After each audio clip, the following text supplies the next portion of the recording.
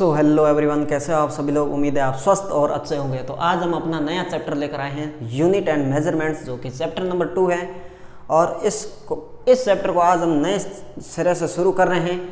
तो इस चैप्टर के अंतर्गत आज हम पढ़ेंगे भौतिक राशियाँ क्या होती है, मूल भौतिक राशियाँ कौन सी है, व्युत्पत्ति भौतिक राशियाँ कौन सी है, उनके मात्रक मूल मात्रक क्या हैं, व्युत्पत्ति मात्रक क्या हैं और पूरक मात्रक क्या है। तो आज बेसिकली इस वीडियो में इन सभी बातों पर चीज़ों को विस्तृत रूप से पढ़ा जाएगा। तो सबसे पहले समझते हैं कि भौतिक राशि यानी फिजिकल क्वांटिटी को हम किस रूप में दर्शा सकते हैं। तो बेसिकली एक फिजिकल क्वांटिटी है, उसको दर्शाने के लिए हमें दो चीज़ों की ज़रूरत चाहिए। एक तो हमें कोई वास्तविक संख्या चाहिए, दूसरा उसको व्यक्त करने के लिए एक मात्रक चाहिए। तो फिजिकल क्वांटिटी है बेसिकली, उसको जो हम दर्शा सकते हैं वो है एक वास्तविक संख्या और एक मात्रक, कोई भी मात्रक। जैसे हम जानते हैं कि कोई भी जैसे कण है, जैसे कि 10 मीटर पर सेकंड की वेलोसिटी से गति कर रहा है, वेग से गति कर रहा है, ठीक है। तो वेलोसिटी है वो है 10 मीटर पर सेकंड।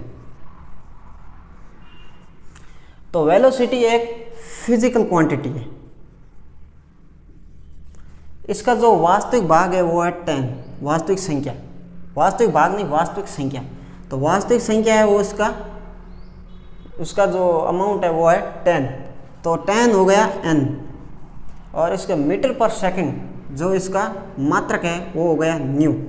तो इस फिजिकल क्वांटिटी को हम दर्शा सकते हैं पी क्यू बराबर NU के रूप में, ठीक है। तो ये हुई है भौतिक राशि, जिसको दर्शाने के लिए हमें एक तो वास्तविक संख्या चाहिए और एक हमें चाहिए उसका मात्रक। दूसरी ओर आप समझते हैं कि जैसे हम लेते हैं कोई दूरी, जैसे कोई कण है, उसने 5 सेकंड में 10 मीटर दूरी तय की। तो इसमें इस भाग को ले, तो जैसे उसने दूरी तय की, मतलब डिस्टेंस, उसने डिस्टेंस तय की 10 मीटर। तो इसमें जो डिस्टेंस है, जो दूरी है, वो हो गई फिजिकल क्वांटिटी। और इसमें जो वास्तविक संख्या है ये हो गई n, न्यूमेरिकल वैल्यू। और इसमें जो मीटर है वो हो गई न्यू, यानी इसका मात्रक। तो इसमें हम पी क्यू बराबर NU के रूप में दर्शा सकते हैं। ये हो गई डिस्टेंस। इसमें टाइम आप देख सकते हो, टाइम है 5 सेकंड, यानी टाइम कितना है 5 सेकंड। तो इसमें जो टाइम है वो है फिजिकल क्वांटिटी, और इसमें जो 5 है, जो न्यूमेरिकल वैल्यू है, वो हो गई n, और इसमें सेकंड है वो हो गया न्यू, यानी इसका मात्रक। तो इसको भी हम पी क्यू बराबर NU के रूप में दर्शा सकते हैं। तो बेसिकली जो भौतिक राशि को हम पी क्यू बराबर NU के रूप में दर्शा सकते हैं। लेकिन इसमें थोड़ा सा ट्विस्ट है। ट्विस्ट ये है कि भौतिक राशि दो तरह की होती है।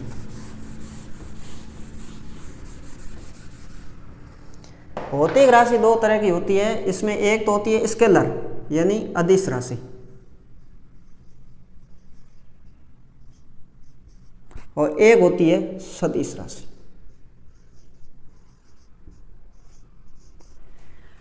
अदिश राशि में तो बेसिकली यही चीज़ काम आती है। इसको यानी अदिश जो फिजिकल क्वांटिटी है, उसको दर्शाने के लिए हमें एक तो चाहिए न्यूमेरिकल वैल्यू और एक उसका सूटेबल मात्रक।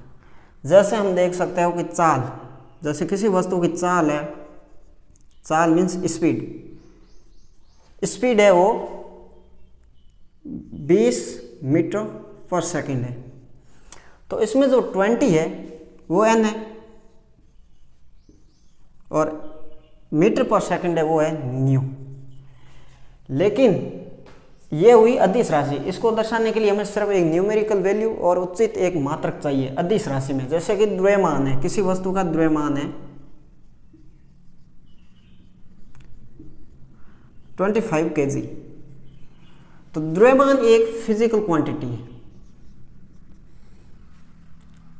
वहीं 25 एक है न्यूमेरिकल वैल्यू और केजी है वो इसका एक मात्रक है। तो इसमें आप देखते हो कि जो अदिश राशि होती है वो अदिश राशि में आपको क्या चाहिए, एक तो उसका न्यूमेरिकल वैल्यू चाहिए और उस राशि का एक उचित मात्रक चाहिए और कुछ नहीं चाहिए हमें। लेकिन सदिश में हमें ये चीज़ तो चाहिए, उसकी न्यूमेरिकल वैल्यू चाहिए, उससे उसका एक उचित मात्रक चाहिए, उसके साथ में उसके डायरेक्शन का भी हमें ज्ञान चाहिए कि वो किस दिशा में उसकी दिशा है। जैसे कि हम देख सकते हैं कि फोर्स है, तो फोर्स है वो एक सदिश राशि है। इन अदिश और सदिश क्या होता है, इसको फोर्थ चैप्टर में बहुत ही अच्छी तरीके से आपको पढ़ाया जाएगा। लेकिन अभी आप समझिए कि फोर्स है जैसे 17 न्यूटन, तो इसमें 17 है वो न्यूमेरिकल वैल्यू है और जो n है वो है इसका मात्रक। तो अब ये हमें इसके साथ साथ ये ज्ञान भी होना चाहिए कि फोर्स किस डायरेक्शन में लग रहा है, यानी वो x डायरेक्शन में लग रहा है, y डायरेक्शन में लग रहा है या xy डायरेक्शन में लग रहा है। तो हमें उसके साथ साथ इसका एक डायरेक्शन का ज्ञान भी चाहिए। तो इस फिजिकल क्वांटिटी आप देख रहे हो, इसमें तो आप देखते हैं कि न्यूमेरिकल वैल्यू और आपको एक उचित मात्रक चाहिए, लेकिन इसमें आपको न्यूमेरिकल वैल्यू और उचित मात्रक तो चाहिए, उसके साथ साथ में आपको डायरेक्शन भी चाहिए, यानी वेलोसिटी। जिस प्रीवियस उदाहरण में हमने देखा है कि वेलोसिटी, तो वेलोसिटी में हमें ये चाहिए कि वो 10 मीटर पर सेकंड की दर से कोई वस्तु है उसका वेग है। इसमें 10 है जो न्यूमेरिकल वैल्यू है और इसमें जो मीटर पर सेकंड है वो उसका मात्रक है। लेकिन 10 मीटर पर सेकंड किस दिशा में उसका वेग है, उसका x डायरेक्शन में वेग है, उसका y डायरेक्शन में वेग है, या उसका xy में है, या उसका xyz के स्पेस में है। तो इन सभी का हमें ज्ञान होना बहुत ही ज़रूरी है सदिश राशि के लिए। तो किसी भी फिजिकल क्वांटिटी यानी भौतिक राशि को दर्शाने के लिए हमें न्यूमेरिकल वैल्यू चाहिए, उसके साथ साथ में उसका एक उचित मात्रक चाहिए। ये होता है अदिश राशि में यानी स्केलर क्वांटिटी में।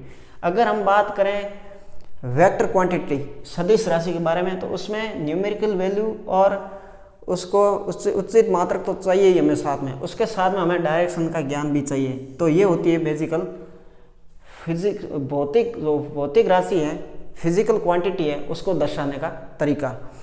तो आपने आज अभी तक समझा है कि फिजिकल क्वांटिटी है उसको हम किस प्रकार से दर्शा सकते हैं। अब हम देखते हैं कि फिजिकल क्वांटिटी के जो है वो प्रकार कौन कौन से हैं। तो फिजिकल क्वांटिटी भी बेसिकली 2 प्रकार की होती है।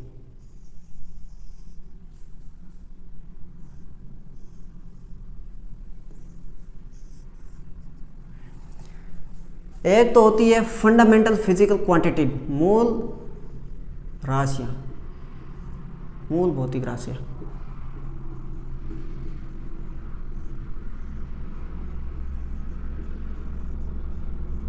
ठीक है। और दूसरी होती है व्युत्पन्न भौतिक राशियां।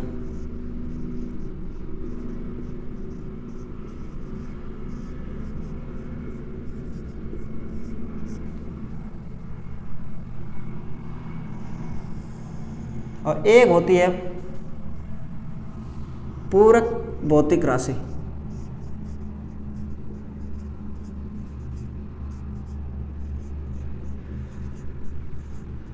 आइए सबसे पहले हम समझते हैं मूल भौतिक राशियाँ क्या होती है। तो मूल भौतिक राशियों को हमने अज्यूम कर लिया है और उसके मात्रक भी हमने डिफाइन कर लिए हैं, और फिर उन मूल भौतिक राशियों को हमने डिफाइन कर लिया है, उसके मात्रकों को हमने डिफाइन कर लिया है। उसके बाद में उन मूल मात्रकों के संयोजन से हम व्युत्पन्न भौतिक राशियों के मात्रकों की बात करते हैं। तो सबसे पहले आइए समझते हैं कि मूल भौतिक राशि है कौन कौन सी, और बाद में उसको समझेंगे व्युत्पन्न भौतिक राशियाँ क्या होती है। तो देखिए मूल भौतिक राशियाँ हैं वो है हमारे 7। इसको हमने अज्यूम कर लिया है, मान लिया है, और इन भौतिक राशियों के जो मात्रक हैं उनके संयोजन से व्युत्पन्न भौतिक राशियों के जो मात्रक हैं वो प्राप्त करते हैं। पहले समझते हैं मूल भौतिक राशियाँ कौन कौन सी। तो सर्वप्रथम तो है द्रव्यमान यानी मास, ठीक है। उसके बाद में दूसरा है वो है लंबाई। तीसरी जो मूल भौतिक राशि है वो है समय। चौथी जो मूल भौतिक राशि है वो है हमारी द्रव्यमान, लंबाई, समय और तापमान।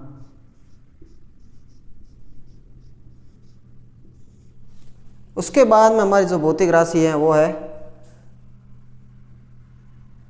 तापमान या ऊष्मागतिकीयता आप कह सकते हो।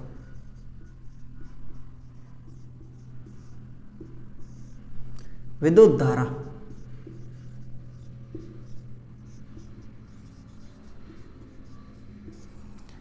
विद्युत धारा के बाद में जो भौतिक राशि है वो है पदार्थ की मात्रा।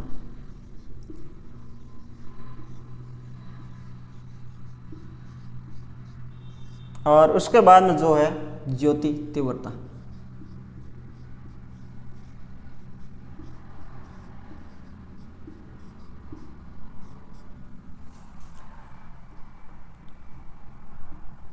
ठीक है, अब द्रव्यमान है ये तो हो गई मूल भौतिक राशि। अब मात्रक, मात्रक का नाम, मात्रक का नाम, द्रव्यमान का जो मात्रक का नाम है वो है किलोग्राम, ठीक है। लंबाई के जो मात्रक का नाम है वो है मीटर। समय के जो मात्रक का नाम है वो है सेकंड।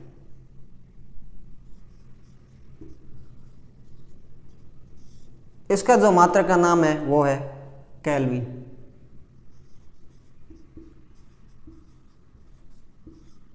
विद्युत धारा की मात्रा का नाम है एम्पियर।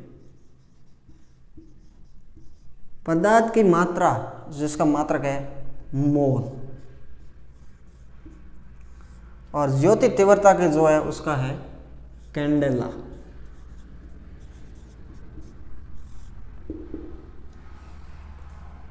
तो और इन मात्रकों के जो मात्रक नाम है इनको, इनके जो प्रतीक हैं वो किस प्रकार है। द्रव्यमान मूल भौतिक राशि है, इसके मात्रक का नाम है किलोग्राम और इसका जो प्रतीक है मात्रक का वो है केजी। इसके मीटर का है एम, सेकंड का है एस, केल्विन का है के, एम्पियर का है ए, के बड़ा है, ठीक है ना। ये सब छोटा है, ये बड़ा है, ये बड़ा है। मोल है MOL और कैंडेला है CD।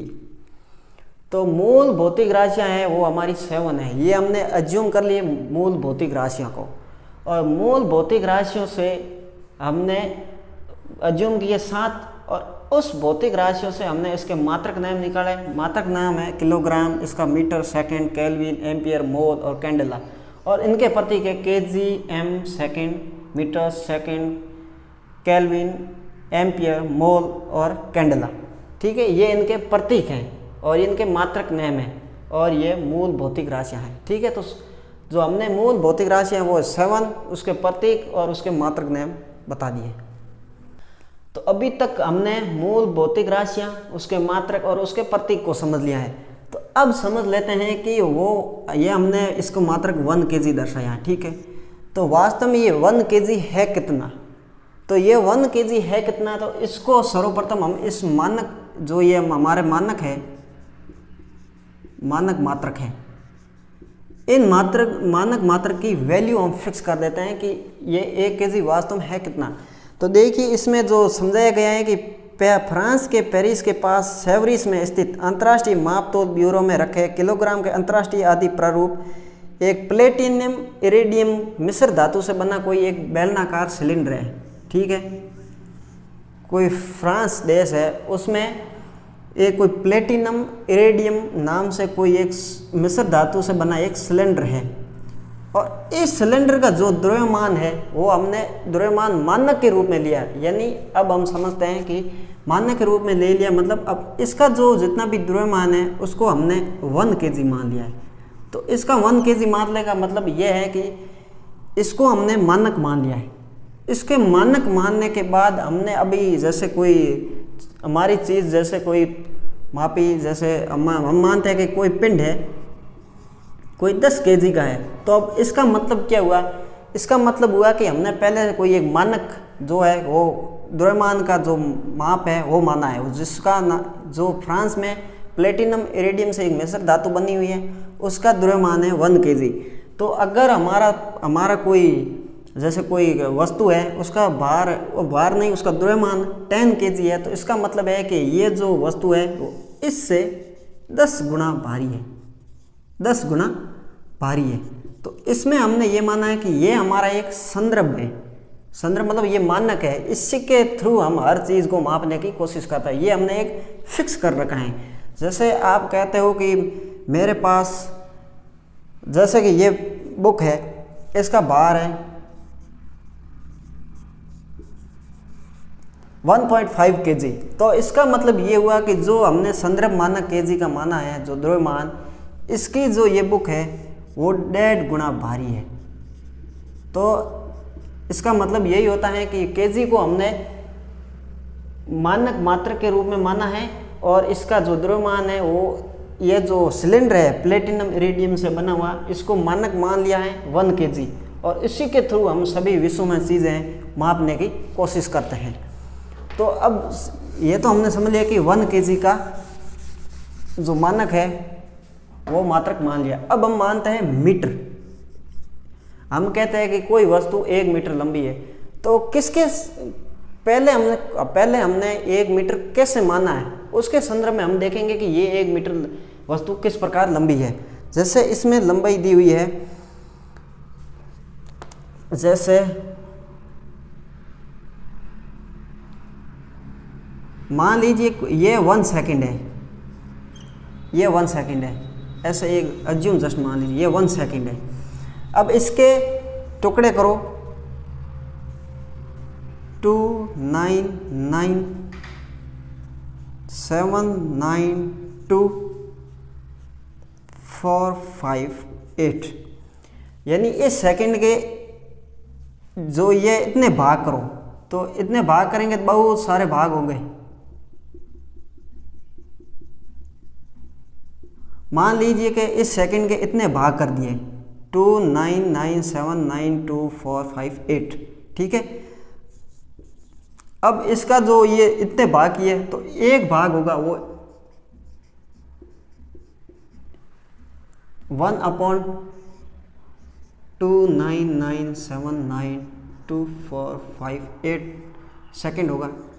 मतलब ये 1 सेकंड दिया हुआ है, इस 1 सेकंड के हमने इतने भाग कर दिए, ठीक है।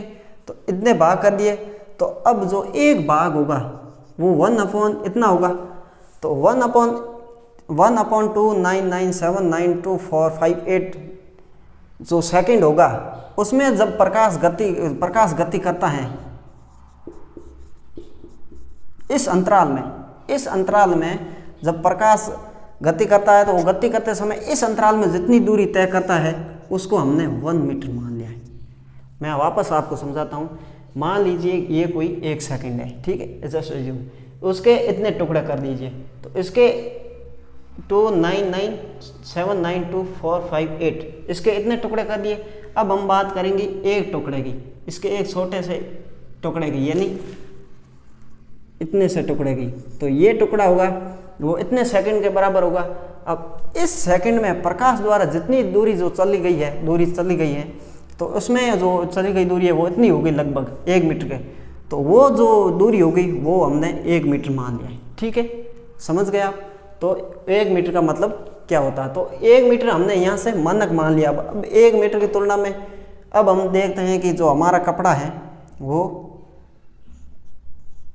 15 मीटर लंबा है, तो इसका मतलब ये है कि जो हमने 1 मीटर माना है इसका ये 15 गुना लंबा है,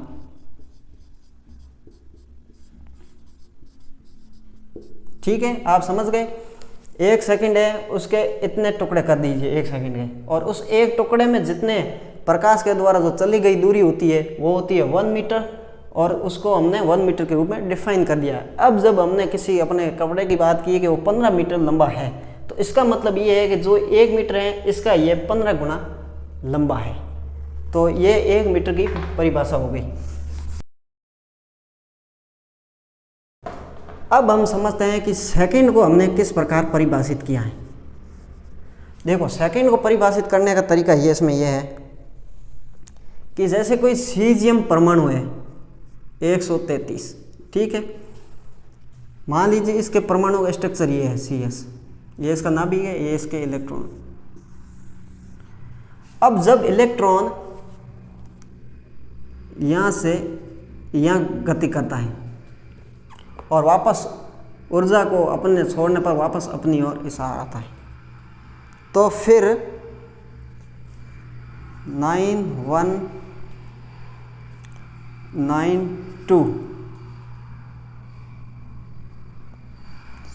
63170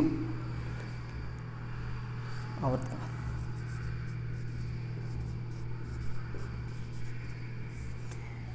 अब मान लीजिए कि कोई सीजियम में परमाणु है, वो उसका जो द्रव्यमान है वो 133 है, ठीक है, और उसका एक इलेक्ट्रॉन है वो अब इस निम्नतम ऊर्जा स्तर से वो ऊपर जाता है एनर्जी प्राप्त करके और वापस नीचे की ओर आता है। तो जब कोई कण एक चक्कर पूरा निकालता है तो एक चक्कर पूरा निकालने में उसका जो समय होता है वो एक आवर्तकाल होता है, एक आवर्तकाल होता है। यानी ये इस ऊर्जा स्तर से ऊपर की ओर गया और ऊपर से ऊर्जा स्तर के वापस नीचे की ओर आया, तब ये इसका हुआ एक आवर्तकाल। यानी एक चक्कर लगाया, जितना समय लगा उसका एक आवर्तकाल। तो जब ये इतने आवर्तकाल हो जाएंगे 91926714 आवर्तकाल हो जाएंगे, यानी इतने चक्कर लगाएगा, तब हमारा 1 सेकंड बनेगा। तो हमने 1 सेकंड को किस प्रकार परिभाषित किया है? कोई सीजियम परमाणु है, उसका इलेक्ट्रॉन निम्नतम ऊर्जा स्तर से उच्चतम ऊर्जा स्तर और वापस निम्नतम ऊर्जा स्तर आता है, तो उसमें जो इतने आवर्तकाल होते हैं 9192631170 उतने आवर्तकाल जो होते हैं, उस आवर्तकाल है उनके बराबर हमारा जो है वो 1 सेकंड होता है। ठीक है, तो आप समझ गए कि इसमें मैं क्या कहना चाहता हूँ। मैं ये कहना चाहता हूँ कि इसमें एक चक्कर लगाएं तब होता है एक आवर्तकाल। तो इस प्रकार इतने आवर्तकाल होंगे इस कण के, तब हमारा 1 सेकंड होगा। तो हमने सेकंड को भी दर्शा दिया है कि किस प्रकार सेकंड कितना होता है। ये इतने परमाणु के छोटे निम्नतम ऊर्जा स्तर से ऊपर ऊर्जा स्तर में वापस निम्नतम आने में जितना लगता है समय, वो होता है एक आवर्तकाल। और इस प्रकार इतने आवर्तकाल होंगे तब हमारा 1 सेकंड बनेगा। तो हमने मीटर को दर्शा दिया है, मीटर की परिभाषा दी है, सेकंड की परिभाषा दी है और उसमें किलोग्राम की भी परिभाषा दी है। इनकी हम परिभाषा देना यहाँ वाजिब नहीं समझते। क्यों? यह बहुत ही आपके इस चैप्टर में या आने वाले चैप्टर में बहुत कम यूज होंगे। इनके जैसे जैसे हम इसका अध्ययन करते जाएंगे उसी प्रकार इनको समझते जाएंगे। तो अभी तक इनके 3 की परिभाषा समझने के लिए आपके लिए काफ़ी है। ठीक है, अब हम समझते हैं व्युत्पन्न भौतिक राशियाँ क्या होती हैं। तो व्युत्पन्न भौतिक राशियों के जो मात्रक होते हैं वो मूल भौतिक राशियाँ होती है, उनके मात्रकों के संयोजन से प्राप्त करते हैं। तो इस संयोजन का मतलब क्या होता है? इस संयोजन का मतलब ये होता है कि सर्वप्रथम जैसे आप मान लो जैसे व्युत्पन्न भौतिक राशि है चाल, तो चाल का जो मात्रक होता है वो मीटर पर सेकंड होता है। तो इसमें जो एक मूल भौतिक राशि हुई है वो कौन सी है? मीटर। और दूसरे इसमें जो मूल मात्रक है, मूल भौतिक राशि का जो मात्रक है वो कौन सी हुआ है? सेकंड। तो इसमें जो संयोजन हमें भागफल के रूप में प्राप्त हुआ है, यानी एक जो मूल मात्रक है दूसरे मूल मात्रक के दोनों के भागफल के रूप में हमें चाल का जो मात्रक है वो प्राप्त हुआ है। अब हम समझते हैं चाल, वेलोसिटी, त्वरण। अब त्वरण का जो है मात्रक है होता है मीटर पर सेकंड स्क्वायर। तो इसमें जो पहला जो मूल मात्रक है वो है मीटर और दूसरा जो मूल मात्रक है वो है सेकंड। तो इसको हम ऐसे दर्शा सकते हैं मीटर पर सेकंड इंटू सेकंड। तो इसमें जो प्रथम जो मूल मात्रक है वो तो अंश के रूप में है, और सेकंड जो मूल मात्रक है वो हर के रूप में, स्क्वायर के रूप में है। तो इसमें संयोजन इस प्रकार बैठा है, इसमें संयोजन है मीटर पर सेकंड। अब हम बात करते हैं समय की।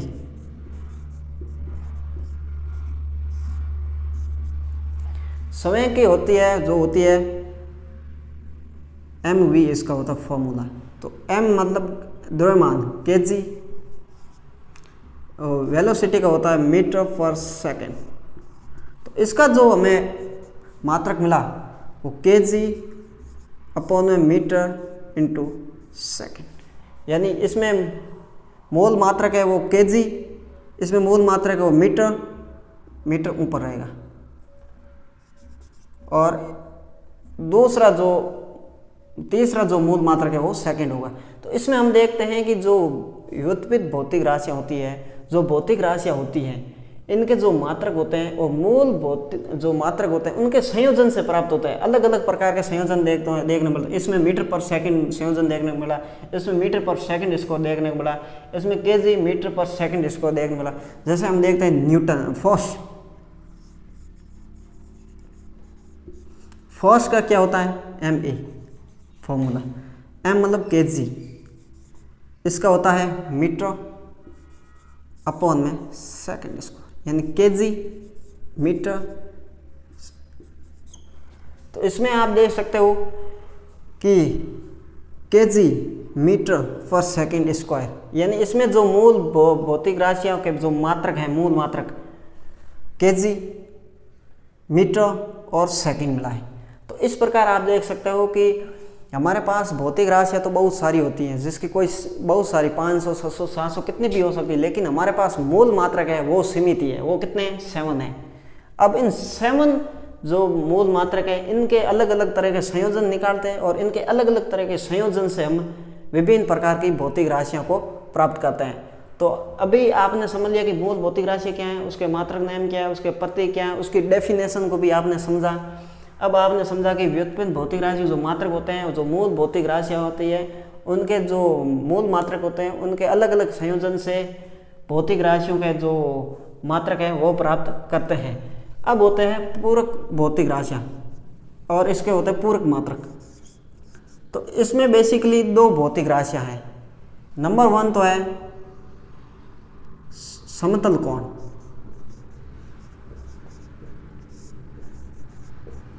और दूसरा इसका है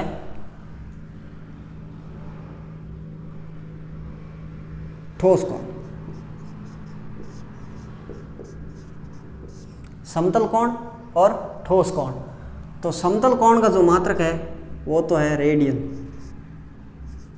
और इसका है जो मात्रक है स्टेरेडियन। अब देखिए यहाँ पर आपको ध्यान देखना, समतल कोण को हम किस प्रकार परिभाषित करते हैं।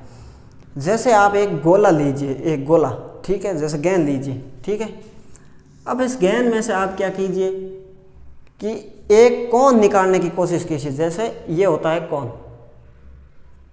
ऐसे ऐसे इस गोले में से आप ऐसे कोण निकालिए, ठीक है। जैसे गोला है इसमें से कोण निकालिए।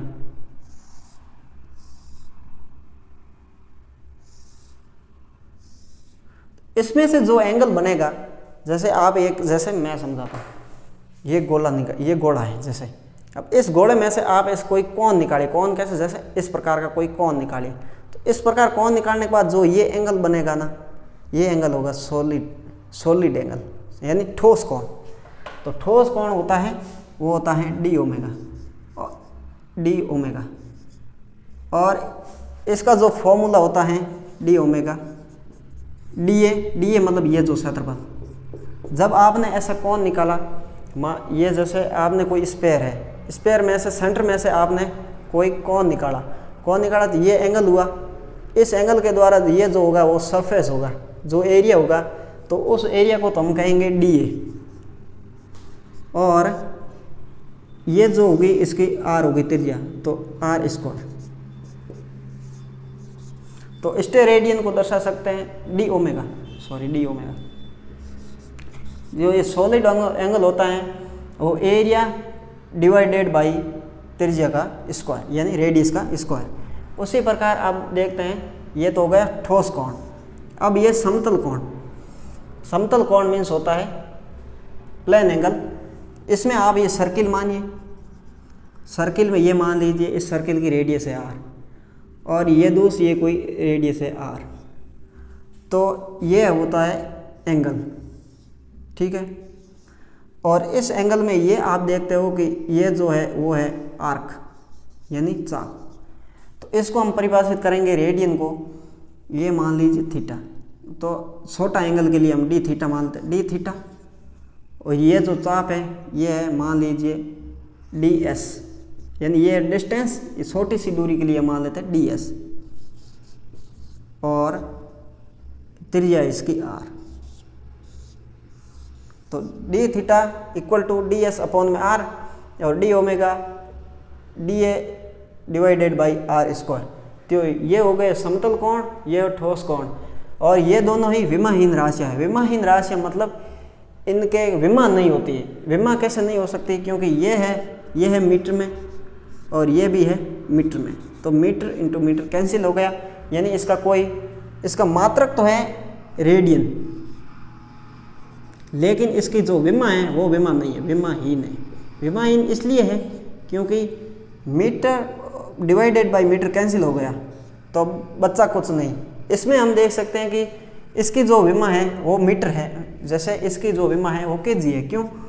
क्योंकि केजी फिक्स है, हमें दिया हुआ है। इसमें मीटर है, इसकी सेकंड विमा है, इसकी केल्विन है, एम्पियर है, मोल है, कैंडल है।